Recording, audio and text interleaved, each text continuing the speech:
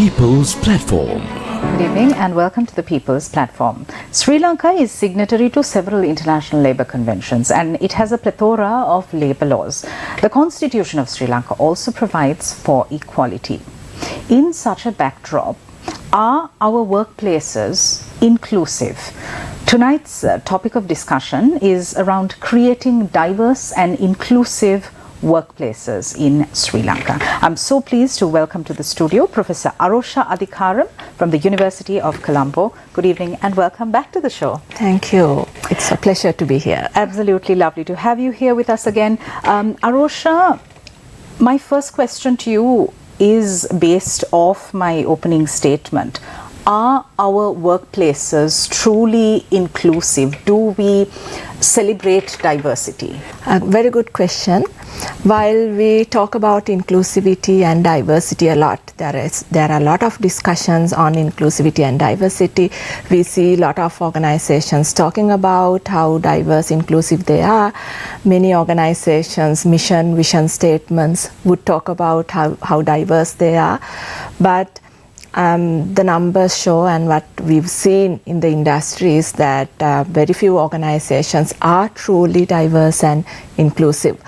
And we have a long way to go in terms of recognizing everybody as equals and practicing equality in workplaces. So, like you alluded, inclusion and diversity have become buzzwords of sorts. Yes, exactly. And there is a lot of tokenism that happens by corporates when it comes to including persons who are usually marginalized by society. So I'd like to ask you specifically with respect to LGBTQ plus community, what kind of policies do organizations employ? Because we know that at present the penal code criminalizes homosexuality, and there are steps being taken to reverse that. However, from a business organizational point of view, what kind of issues are faced by persons from the LGBTQ community?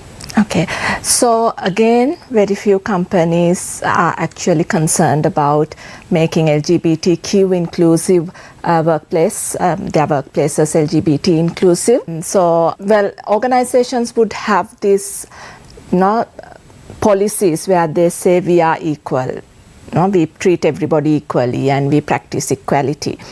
But then they might not specifically talk about LGBTQ community or have different practices and different ways to encourage them to apply to the company, to show that the company is really inclusive, diverse and inclusive, and that they do welcome these LGBT individuals. They might not have things in place, practices, strategies in place to make sure that they are really included in the workplace.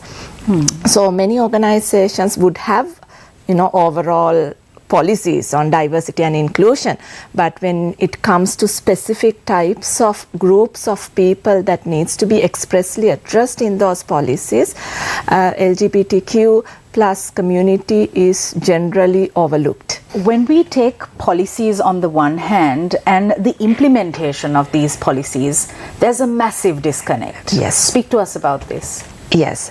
So just having policies obviously would not help. In many instances we see policies being there in the policy manual. It'll be, there in certain people's desks maybe, but it's very important that we effectively implement those policies as well.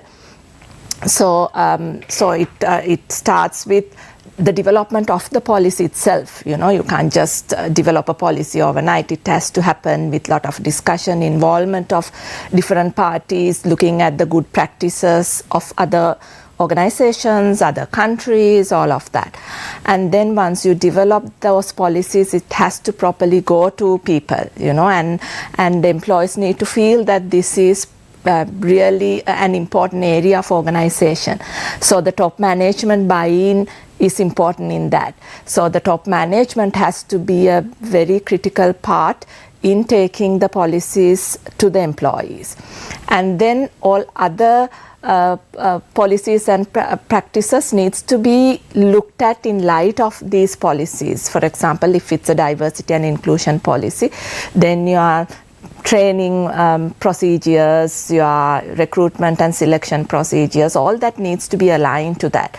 So you can have a policy on diversity and inclusion and say we are an equal company, anybody can apply if there is opportunity, but if the interviewers are not trained to look into this and identify, to actually not consider any of these differences of the applicants and carry out a proper interview, that matters. And in the advertisements that you put, how do you put across the advertisement when there is a vacancy? So from there onwards, everything has to be aligned with these policies. From top management, proper communication, and then proper practice, training, all that needs to happen for a policy to really be effective in organization. And also there needs to be monitoring that takes place. You need to see whether actually the policy does what it has to do, and then you need to take corrective action if there are areas to be improved.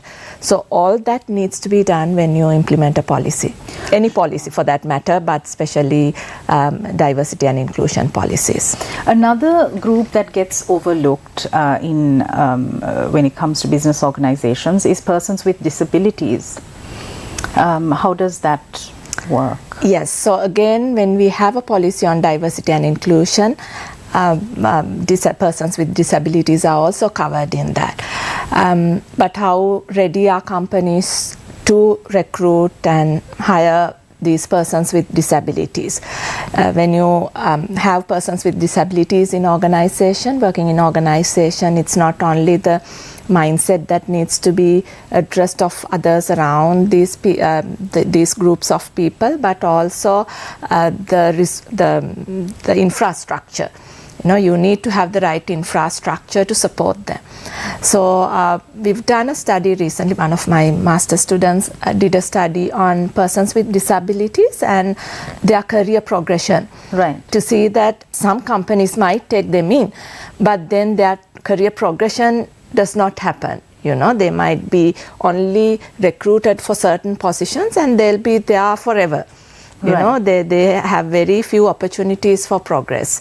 So things like that. And then you of course come across instances of harassment, bullying, looked down upon. And with persons with disabilities, always the mindset is as if they lack something. They are equal, and they would have all the qualifications, skills and all of that, but purely because of their disability they might not be taken in. So companies will need to be concerned about this. Again, when they have policies and procedures, the training that needs to go into is something very important. The changing of the mindset of employees, of the managers, everybody needs to happen. Arosha, you've done a lot of work when it comes to the intersectionality with gender. Yes. How? Talk to us about all the problems. Yes, I can go on and on about gender and the issues that women face in workplaces. So I will start with a main issue that I think is existing, that is a national issue, the low labor force participation of women in the country. Okay. So during the last 10 years, the labor force participation of women has been going down, steadily going down. So about 10-12 years ago, the labor force participation of females was about 37. Now it has come down to 32, it's between 31 and 32. It's a huge issue, especially when we have 52% of the population being women. And also if you look at the education, the qualifications of women, we see a high number of women passing out from universities, passing out from professional bodies, and again they drop out somewhere. We in the national university system, we see about 68%, 70% or so, 68% or so of those who pass out from the universities are females.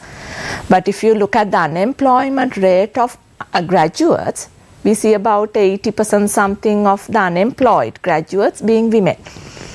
So we have a very serious issue there that needs to be addressed, and we see a lot of companies where they would be reluctant to hire females in the first place because they are concerned about the abilities of women maybe, and also they are scared that women would take maternity leave, or if you are married and with kids, that they will take more leave, give priority to their home. We have this ideal worker concept, where the ideal worker is a worker who is 24 hours connected with the organization, who's ready to do anything, which does not align with the role of a female, especially in a patriarchal country like us.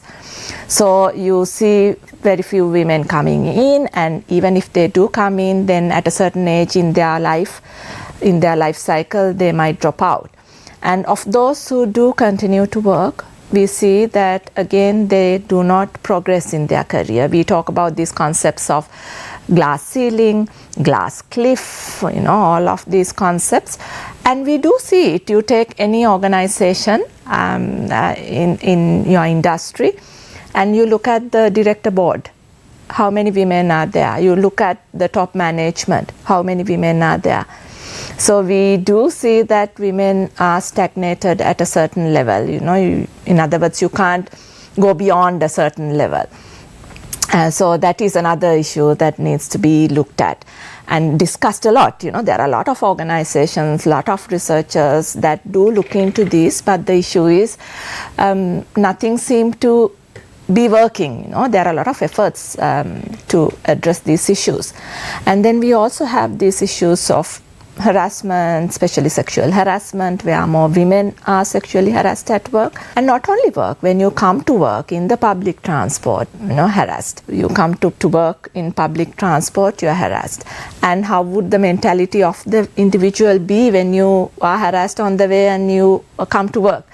And if you're harassed at work, how can the person give their 100%?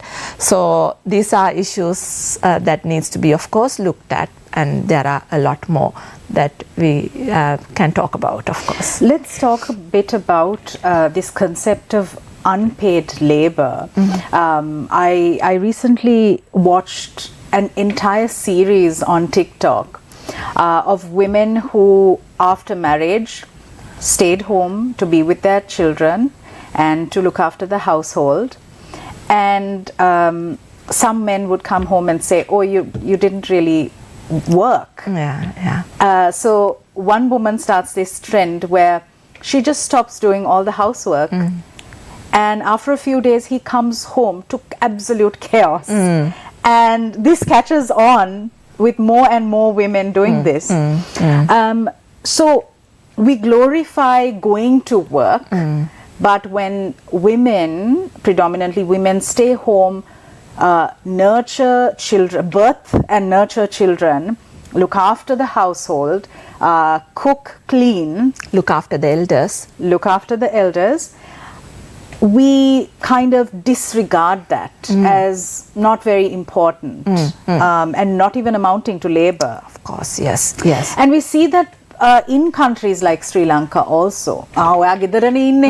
ඔයාට ඉතින් වැඩක් නැහැ නේ. ඔයා ගෙදරනේ ඉන්නේ ළමයි ටික බලාගෙන ඉන්න එකනේ මමනේ වැඩට යන්නේ kind of mentality. So how do we go about shifting this? Talk to us about how problematic this is. Sometimes people don't even realize that it's their labor and the emotional labor. Yes. So it is an issue, it's sometimes more difficult to stay at home and do all of that than to, go to work. And we also have women who do a full-time job there and then another full-time job at home. You would get up at 3 or whatever, do everything that needs to be done, go to work, come back and do the rest as well. But if a female stays at home, it's her intention, it's what she wants. Yeah, it's her prerogative, and that would be fine. But then again, you have to think and see whether it is what she really wants, or is it what she thinks that the society wants from her, what her family wants from her. Is she pushed to that position? So whatever it is, we need to understand that, whatever you do, this unpaid work is equally important, and what is important is that you give support to them as well. You know, it's not where if you go to work you can't support your wife who's at work, who's looking after everything. So that support is needed. She needs a support system to do all that work at home as well. But at the same time you also need to give the opportunity for the individual to reach their dreams as well, right? It might not be what the person wants. While they say, I've heard this a lot, where men say, no, it's her decision to stay at home. You know, I've heard this in instances where they say she was doing a very good job, but when she had kids, she decided to stay home. But what did the partner, what role did the partner play in that? If the partner said, okay, we'll somehow manage, we'll have a support system, we'll put the child to daycare or whatever it is, and the two of us will get through this.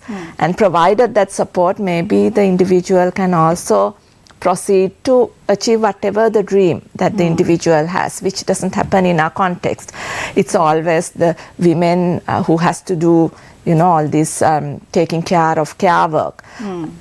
And also we have another element where we say unpaid family workers. It's another concept where you actually contribute to the family income. You might help your husband's business, you might help in farming, you know, you might, while you do your housework, you would engage in helping, you know, your family, but you are not paid. Okay. The income is earned by the husband or whoever, father or whoever. And you are an unpaid family worker. We have a lot of such females in Sri Lanka as well. All right, lots to talk about. We're in conversation with Professor Arosha Adikaram. We're going for a break. We'll be right back.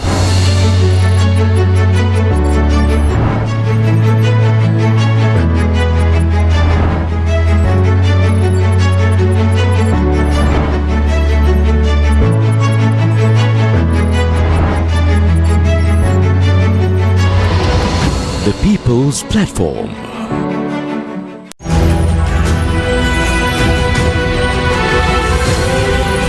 TV1. TV for life. Confusion surrounds electricity tariff reduction as Minister stands with 18% and CEB calls for 3.4%. Residents' powers to increase with proposed anti-terror law, warn activists. Presidential election cannot be delayed. Election Commission will be empowered on July 17th, says Dallas. Chinese research ship docks in the Maldives after Sri Lanka denies permission. 100-member Indian delegation to Sri Lanka to visit sites linked to the Ramayana. Will Wanidu Hasaranga face a penalty for criticizing the umpire?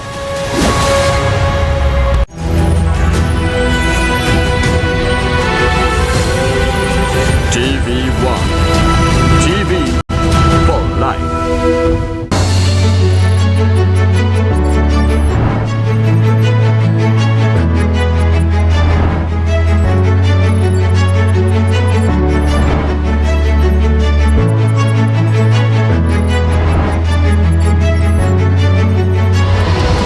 The People's Platform. Welcome back. We're discussing the importance of creating diverse and inclusive workplaces with Professor Arosha Adikaram from the University of Colombo.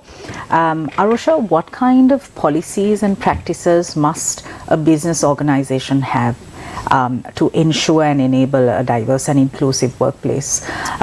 We might have viewers watching us who are heads of organizations or who are in the field of HR law. So tell us what kind of policies and practices. Okay, so I will mainly talk about how you can make a women-friendly workplace where you have more women working in a workplace, but that will apply to other areas of diversity differences in diversity and inclusion as well. So it's very interesting to see that some companies are very interested in making their workplaces truly diverse and inclusive. So I've come across organizations that actually has a good plan, you know, it's in their strategic plan where they say, okay, by 2025 we'll have this percentage of staff being women or LGBTQ or disabled persons, whatever it is that you can decide on. We'll have this number of, for example, women in our staff, and this number of women, percentage of women in our middle management, this number in our top management, and this number in our board of directors, maybe. So they have a plan and they have a target, and they work towards that target. So they have a lot of things that they do to ensure that they reach those targets. So one is, of course, promoting their organizations and encouraging women to apply. For that, women or any group of people to apply, you have to build that trust in the applicants that it's a workplace that where they can work freely, that they'll be treated equally and equity would be practiced. So these organizations will start with the advertisements to hiring. So they will be very concerned about whom they hire in terms of the differences. They would give not only equity. So I've heard many organizations say, no, we are an equal company.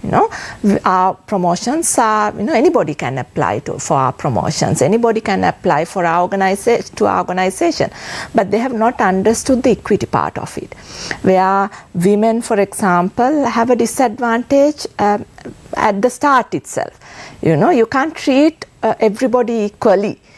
You need to understand the fact that women would have certain other challenges and barriers that prevents them from using these opportunities equally. So you might have to give an extra push for them. That many companies don't understand. But again, there are a lot of companies that also understands that and create that environment where anybody can apply, and given equity would be considered, and they have their target in their mind, so they will make sure that they meet their target. And they have a lot of policies, a plethora of policies that encourage this also, starting with harassment, bullying policy, sexual harassment policy, and their promotions, their training, all that. They make sure that equality and equity is addressed. There are companies that goes beyond their confine and even help employees with domestic violence. I know of this company where they have a 24-hour helpline, where if an employee is subjected to domestic violence, they can call and they'll be placed in a a safe house. So some employers go to that extent. And then there are also other programs that these companies implement, training, empowerment, to the whole lot. They identify their career progression of people, and they help people to develop skills and reach these other levels. And then there is this one company who was telling me about how they have even changed their equipment so that it is easy for women to use it. So this particular equipment that the company uses is quite heavy. So because they want to encourage more women to be in the staff and to make life easier for women, that weight is lessened, and the height of certain workstations are done so that women can use it.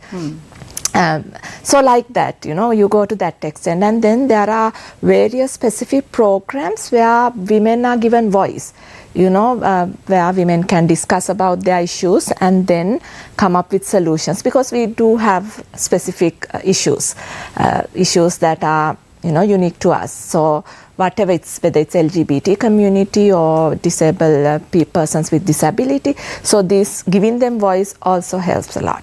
And then providing other support.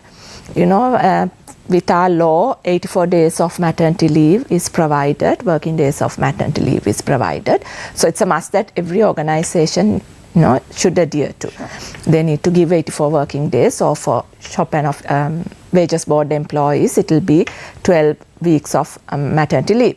But some companies goes beyond that, and they say, okay, 6 months of maternity leave. And paternity leave, you would have seen there was a lot of discussion of this one company giving 100 days paternity leave. So either the mother or the father can take it, and they were saying that it also encourages more men and women to apply, and it reduces the discrimination that might happen during the recruitment or the selection rather in the interview, because now the interviewers can't say if we hire a female they'll take the maternity leave, because even if you hire a male they might also take leave because the company gives paternity leave, but paternity leave is not something that the law prescribes in Sri Lanka.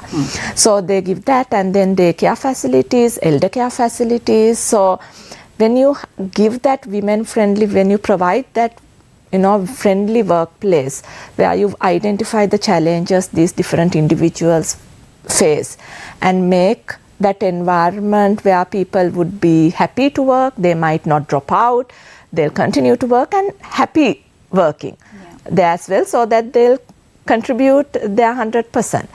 So those are very important initiatives that companies can actually take, and many of those would not cost companies much. Of course, having a daycare center and all of that would be a cost, but otherwise, small things. I've heard this practice in another country where the manager was saying they give priority parking to pregnant women. So they have very few parking just in front of the office, and there are priority parking for pregnant employees in the organization. So small things like that, sometimes makes a big difference. Creating diverse and inclusive workplaces ultimately results in higher productivity. Of course, a lot of research, and it's a known fact. When you have a diverse board of directors, when you have a diverse top management, when you have a diverse staff, those companies outperform always other companies. Absolutely. Those are being proven enough and more times. Yeah, these are research-backed facts. Yes. Arosha, the issue is that these discriminatory practices, although discouraged by our laws, exist in every realm of society. If we take the parliament, if we take our local government bodies, our elected representatives, everywhere we go, these discriminatory practices exist. And what we don't do as a society is we don't work on identifying the root causes, these really terrible attitudes that we have societally. We don't work on overcoming them, we don't work on unlearning them and relearning behaviors which are not toxic. So my final question to you would be, how do we go about creating this attitudinal shift? Because it has to start from home, and then school, university, workplaces, the garment factories, to the tea estates, to parliament. Well, you've given the answer, I suppose, to the question. It has to start from home and then go to home, to school, to society, to the neighborhood, everywhere. So we do have, being a patriarchal country, we do have a lot of gender role stereotyping beliefs that are internalized in us, and it's very difficult to come out of it. So it has to start from homes where we talk about these differences. We empower our girls and boys both to pursue their dreams. We not only discourage women from going to certain jobs, going to work and all of that, we also discourage boys, young boys, from pursuing their careers or their whatever the interest subjects they want at school or wherever it is. And when they grow also, boys are also put a lot of pressure. They have to be the one who earns and support the family. That also puts a lot of pressure on them. Whereas it can be both who work together. So this attitudinal change should come from home, where you need to empower boys and girls equally.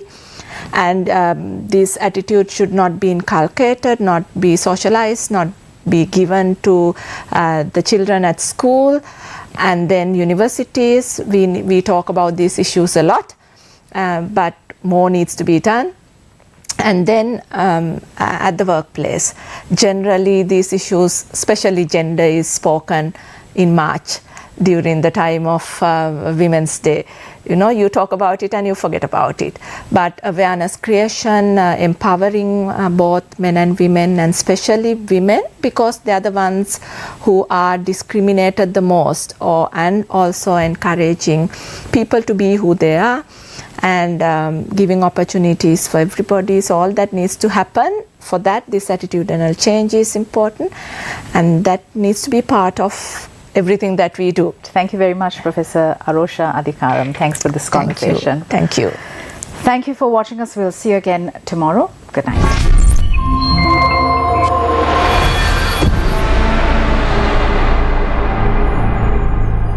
ජනාධිපතිතුමාගේ විදිහට අපි ගොඩද මේ ප්‍රතිපත්ති